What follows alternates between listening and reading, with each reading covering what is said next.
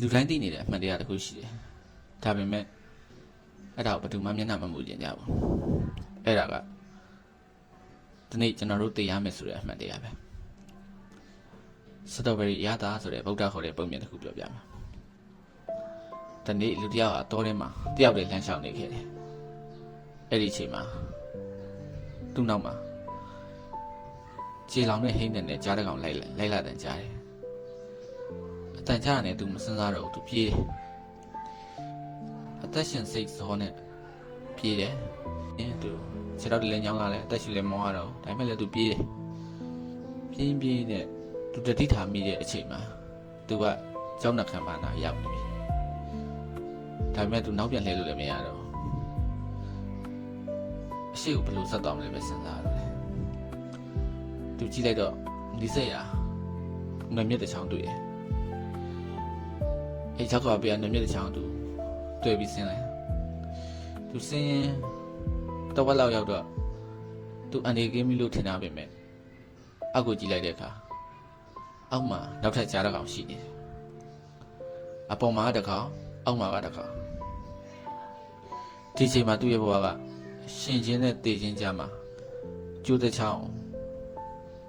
တွေ့ဖတ်ထားသူတယောက်ဖြစ်နေပြီထွက်ပေါက်မရှိတော့ဘူးအစီအစဉ်ဆိုတာလည်းမရှိတော့ဘူးသူ့မှာအခုဆိုတာပဲရှိတော့တယ်အဲ့ဒီအချိန်မှာသူနောက်ထပ်တစ်ခုတတိထားမိတယ်သူတွေးခုနေတဲ့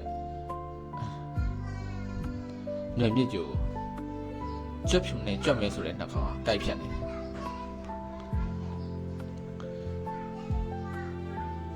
သူကတွေ့ရတယ်ဟိုနှာခေါင်းကလည်းဇွဲမချုပ်တိုက်ဖြတ်တယ်အမြင့်ကြီးကတဖြည်းဖြည်းလုံးပါပါလာတယ်အချိန်ကြာလာတဲ့မြအမြင့်ကတဖြည်းဖြည်းပြတ်လာတယ်အဲ့ဒီအချိန်မှာသူသိလိုက်တယ်သူ့အတွက်အချိန်သိမကျန်တော့ဘူးသူတွေ့ဖတ်ထားရင်လည်းအဝေးတနေရငေးကြည့်တဲ့အချိန်မှာသူ့နီးနားမှာစတော်ဘယ်ရီတစ်လုံးကလှပသွားတီးနေတယ်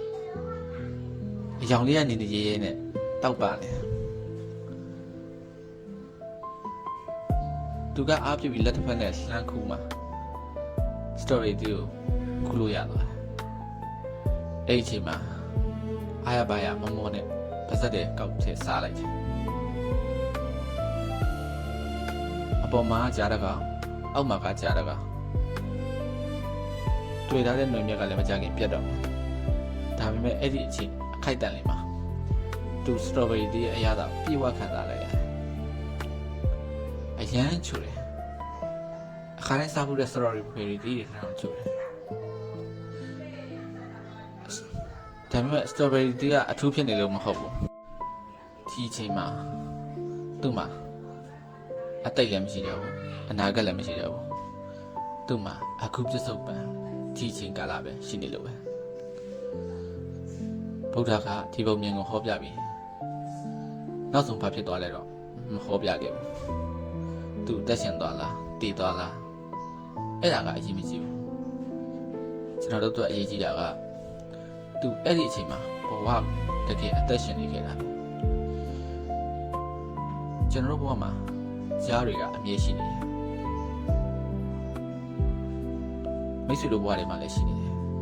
ကြောက်ရွံ့မှုတွေအနာဂတ်တွေမတည်ကြမှုတွေစိုးရိမ်မှုတွေပေါ့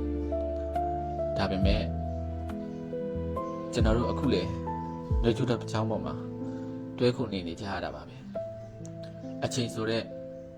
ကြွက်မင်းနဲ့ကြွက်ဖြူကတဖြည်းဖြည်းကိုက်နေတယ်ဒါပေမဲ့အဲ့ဒီခိုက်တတ်မှာကျွန်တော်တို့လက်တွေကစတော်ဘယ်ရီလေးတစ်လုံးရှိနေတယ်နောက်ဆုံးမေးစရာမိကုန်းတစ်ခုပဲကျန်တယ်မိတ်ဆွေအဲ့ဒီစတော်ဘယ်ရီတီးလေးရဲ့အရာသာကိုခံစားမိပြီလားအားလုံးကိုကျေးဇူးတင်ပါတယ်အခုလို့စိတ်အေးချမ်းမဲ့ပုံမြင်မျိုးတွေစိတ်ဝင်စားစရာအတိတတိရှိမဲ့ဇလန်တူလေးတွေပုံမြင်လေးတွေကိုကျွန်တော်ရဲ့ Western Group Channel ကနေအပတ်စဉ်တင်ဆက်ပေးနေတာမို့လို့ဒီ channel လေးကို like and subscribe လုပ်ပြီး notification တွေကအားပေးသွားနိုင်ပါတယ်နောက်ထပ်ဒီလိုစိတ်ဝင်စားစရာပုံစံလေးတွေနဲ့ ထပ်ပြီးလာခဲ့ပါမယ်ကျေးဇူးတင်ပါတယ်